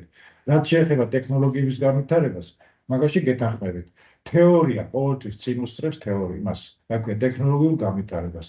სიტყვაზე ელექტრონი როდის აღმოაჩინეს და მერე წამოვიდა ელექტრობა და ასე ვთქვათ, მისი გამოყენება. პროტონის გამოყენება ჯერჯერობით არ ხდება. სიტყვაზე აი ეს კვანტური მექანიკა ამ ბოლო პერიოდში, ბოლო აი განსაკუთრებით 5-6 წლია, რაც ახლა უფრო ძალიან ასე ვთქვათ, ექსპონენციალურად იყენებენ ამ კვანტური მექანიკის კანონებს ტექნიკაში და ტექნოლოგიებში. ხო? მაგრამ ეს კვანტური მექანიკა დაიწყო ჯერ კიდევ მე-20 წინა საუკუნის სადღაც 20-30-იან წლებში უკვე წამოვიდა პირველი ასე ვთქვათ მოძრაობა ამ კვანტურ მექანიკაზე და დღემდე იხვეწება და ჯერ ბოლომდე დახვეწილი არ არის. თეორია ყოველთვის წინ უსწრებს ტექნიკის განვითარებას, მაგრამ ის თეორია თუ არ შეიქმნა, ტექნიკურადაც ცხადია ჩამოვრჩებით ალბათ და არ ვიცი ახლა დღევანდელი თეორიაში და უკვე აღმოჩენების მომავალში გამოყენება თუ მოხდება, აი ამ წარმოუდგენელი სისწრაფით გამიქარდება ტექნოლოგიები. აგერ დღეს შემთხვევაზე ისა გვაქვს უშინაც გავაკეთებინე და ჩიპები არის, უკვე კომპიუტერიც აღარ გჭირდება, პატარა ჩიპები არის, რომელიც ცოტა ხნის უკან სიტყვაზე ქონდა ლოგიკური სქემები, რომელიც უახლეს სისტემები იყო და მიკროსქემების მაინც ახლა დიდი ხნის შემოსულები არ არის, რომელმაც ძალიან შეამცირა ელექტრონიკის ზომები, ასე ვთქვათ და დღეს უკვე წამოსულია ისეთი პატარა მიკროსქემები, რომ იმის უბრალოდ ჩვენს ნებაზე მისი გადაპროგრამირება შეგვიძლია და მისი დაპროგრამება და რასაც გვინდა იმას ვაკეთებინებთ უკვე. სიტყვაზე მე თუ მაქვს რაღაცა მიკროსქემა, აღარ მინდა 10 სხვადასხვანაირი ნომინალის მიკროსქემის ყიდვა, ის შემიძლია ერთი მიკროსქემა ისე დავაპროგრამირო, რომ ჩემ ტყეზე ვამუშავო რაც მინდა. უკვე აი აქამდე ვართ მისული და ალბათ ეს ტექნოლოგიებიც სწორედ იმიტომ ხდება ეს არხელა ფული ჩადება ცენში მილიარდები და სხვა ექსპერიმენტებშიც, რომ აი ეს აღმოჩენები და თეორიული მოდელების მერე დასაკუთრება და დამტკიცება მომავალში ტექნოლოგიებში გამოვიდა. ძალიან კარგი. უბრალოდ ჯერ მაინც ძალიან შორს ვართ დედამიწას რომ მოვცილდეთ გარკვეულწილად და ვთქვათ კოსმოსში რაღაცები შევისწავლოთ. აი ეგ არის ვფიქრობ კაცობრიობის მთავარი დანიშნულება, რომ სიცოცხლე სხვაგან გადავიტანოთ და აი მაგას ალბათ არ ვიცი, ოდესმე კი მოვახერხებთ. ამისათვის საჭიროა უნდა მოვახერხოთ, იმიტომ რომ არ შეგაშინებთ, მაგრამ 4 მილიარდი წლის მერე დედამიწა აღარ იარსებებს ნამდვილად, იმიტომ რომ ზეწარდება 4 ეგ მაგით დღეს ჩემი შეშინება ცოტა რთულია. ხო 4 მილიარდი სადღაც სხვაგან გადასახლება. ახალი მზის გაკეთებას არ გვიშველის, იმიტომ რომ ზერო ჩაქოლებას დაიწყებს ის დედამიწას ორბიტას მარსის ორბიტამდეც შესაძლოა მივიდეს. მზის სისტემა დაიწვება, მაგრამ ამიტომ დღეს სამხედრო იარაღში გამოიდებოდეს მილიარდები, უნდა ტექნოლოგიაში იდებოდეს, რომ ხო და ამიტომ ცოტა ხო, მაგრამ აი თეორიულადაც რომ ძალიან რთულია, ელემენტარულად სინათლის სიჩქარის ახლოს ყოფის სიჩქარის მიღწევაც კი თეორიულადაც შეუძლებელია, ხო? ანუ მაკროსკოპული სხეულებისთვის, მაკროსკოპული სხეულებისათვის. პროტონები, რომელსაც ჩვენ ცელში ვაჩქარებთ, ეს არის სინათლის სიჩქარის 99.999. ეგ ხო ვიცი ბატონო ნუგზა, დიახ. მაგრამ მისი პროტონის მასა არის სადღაც 1.6-10-9 ხარისხად. ხადია პატარაა და იმიტომ, მაგრამ არ ვიცი ახლა გუში და მაკროსკოპული სხეულის აჩქარება მასე წარმოუდგენელია. შეიძლება ცოტა მე სხვანაირად მოვახერხოთ, არ ვიცი ახლა დღეს რა საკითხებზეც ვლაპარაკობ. წინა საუკუნეში ეს ფანტასტიკაც არ იყო.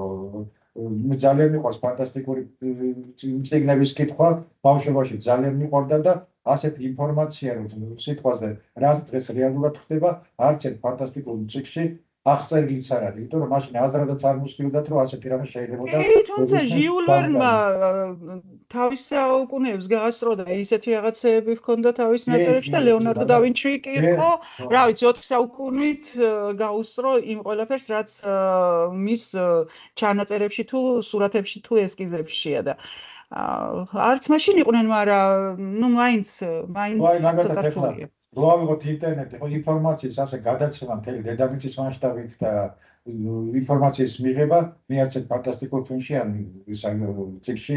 ხო, უბრალოდ ეს ყველაფერი მაინც დედამიწაზეა მეთქი ბატონო ნუგზარ, მაგას ვამბობ. დედამიწას ვერ ავცილდებით.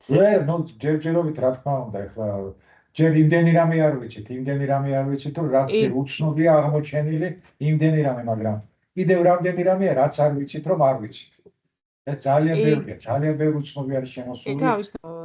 რაც მეც ვიგებთ, მეტი უცნობი შემოდის მე. ხანდახან მართლა შეიძლება ვიფიქროთ, რომ ეს ყველაფერი ძალიან ჭკვიანმა რაღაცამ გააკეთა თუ ვიღაცამ, მაგრამ მაგაზეც წარმოუდგენელია.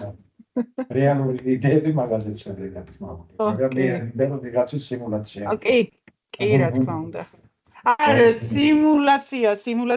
სიმულაცია გაცილებით წეღან შემხვდა სხვათა შორის სტატია, რომელიღაცას ჰქონდა გაახლებული წინა წლების რაღაცა ანუ რაღაც 1 საათის წინ მაქვს მაგაზე ნაფიქრი კიდევ. ანუ ჩვენ გაცილებით ჰუმანურები ვართ, როცა ვთქვათ სიმულაციას ვაკეთებთ და იმ სიმულაციის ერთხელ, ორჯერ, სამჯერ, 10 ჯერ გაკეთება შეგვიძლია, ან თამაში რაღაც პერსონაჟს რამდენიმე სიცოცხლეს ვანიჭებთ. აი ჩვენი სიმულატორი ძალიან ძუნწი და ისეთი ყოფილა რა. ერთი სიცოცხლე თავარი პერსონას მიანიჭო ცოტა რთულია. ან თავიდან არ დაიწყო რაღაცა. თუ სიმულაციაში ვართ, ერთხელ დაიწყოს რა თავიდან, ოღონდ დიდი აფეთქებიდან კი არა. აი ჩვენ რეალობაში 10 წლით უკან დაგვწიოს ვთქვათ და თავიდან დაიწყოს ის სიმულაცია. თქვენ ახსენეთ გადაგონია რომ ჰუმანური უფრო ჰუმანური ხდებითო. ეხლა ჩემი აზრიც არის ამაზე, ჩვენ უფრო ჰუმანურები ხდებით, როცა ძალიან განათლება სხვა არის და როცა უფრო მეტ ინტელექტს ვიძებთ, ასე ვთქვათ. აი თუ ჩვენ ამ სამყაროში ცოცხალ ორგანიზმს დავაკვირდებით, ხო? აი ეს ნებისმიერ სცენარიდან დაწყებული ადამიანი დამთავრებული, მაგრამ ყველაზე მაღალ ორგანიზებულაც, ყველგან არის ჩადებული აგრესია. რა, ეხლა სცენარი სარეველად ცდილობს დაჩაგროს ისა, ორი ხერხზე რო ამოსული, ერთმანეთს სიმაღლეში ასწრებენ, რომ მზის უკეთ მიიღოს. ცხოველები თავის იმაშველიან. ადამიანები რაკნეს ამერიკაში რო ჩავიდნენ, გაჟლიტეს ისინი, ხო, რასუს ინდიელები, ავსტრალიაში იგივე. თითქოს ჩადებულია რაღაცა, მაგრამ როცა ადამიანი მაგარი, ესე იგი, ალბათ ეს ღმერთის საგანაც ასეა ჩადებული, როცა ინტელექტუალური ხდება, უკვე ამ ყოლას და ის თავის თავში ახშობს. სამწუხაროდ ხან ინტელექტუალებიც უფრო უარესი კრიმინალები ხდებიან, ვიდრე ვთქვათ და ბოროტები, ვიდრე დაუნაცვლებლები. ძალიან მაღალ ინტელექტი. არა განათლებას. ემპათია უფრო და მაგ მხარეს განვითარებული, თორე განათლებული უფრო საშიშია ხშირად, ვიდრე არა, მე იცი რა, განათლებას და ინტელექტს ვანსხვავებ ერთმანეთისგან. განათლებული შეიძლება იყოს უამრავი წიგნი წაკითხული და ინფორმაციის მატარებელი. ანუ მაგითო ინტელექტი არის ამის განათლება. ემოციური ინტელექტი მთავარია. დიახ. ეხლა უკვე ფიზიკი და ფილოსოფიაში გადავედის ხოლმე. ხო. არა, ნებისმიერში შეიძლება გადასვლა, შეიძლება მე რელიგიაზეც ვისაუბროთ, არა სამაზია ხო. აქაც ბევრი ისენია ჩადებული და თქმა უნდა, დიდი აფეთქება და ასე. ხო და ასეთ საუბრების საშუალებაც მოგვეცემა ძალიან კარგი. პირიქით, აი მოხარული ვიქნებით თუ რაღაცას არ მოამზადეთ, ან კითხვებს, ან საუბრებს, ან რაღაც ახალი ინფორმაცია შეიძლება იპოვოთ. ოღონდ ფორმატი ძალიან ვიწრო ფორმატია ეს და მათ ფორმატში ვერ ჩავეტევით. ანუ, აი ვთქვათ, თვეში ერთხელ, ნახევარში ერთხელ რომ დაანონსდეს, რომ ვთქვათ, გქონდეს რაღაც საკითხზე 3 საათიან შეხვედრა. თავისი არ ვიცი, 3 საათზე რამდენად დამღლელი სიტყვაზე ვამბობ. რაღაც თორე მე 6 საათიანი ტრენინგების მიტარებია და არ დავღლილ ვარ, მაგრამ სიტყვაზე ჩვენ ამაზე ვიფიქრებთ, აი კახაც რო გამოჩნდება, ხო? ვიფიქრებთ და იდეა ძალიან კარგია, მე მომწონს და თუ სხვა პედაგოგების თანახმანი იქნებიან, დიდი სიამოვნებაა. მით უმეტეს ახლა თქვენ ხართ ჩვენთვის კავშირი CERN-სა და ჩვენ შორის ხართ შუამავალი და იქ რაც ხდება ინტერნეტიდან გაგებას პირდაპირ შობია თქვენიდან გავიგოთ. კი ბატონო, დიდი სიამოვნებით. უღრმესი მადლობა. მადლობა თქვენ ყველას რომ გვისმინეთ. დიდი მადლობა. ჩაწერა დაამთავრე. ნახვამდის კარგად ბრძანდებოდეთ. ნახვამდის. ყველა უნდა გავიდეს, ხო? ნახვამდის უღრმესი მადლობა სიახლეებისთვის. ნახვამდის. საინტერესოა უღრმესი მადლობა. მადლობა.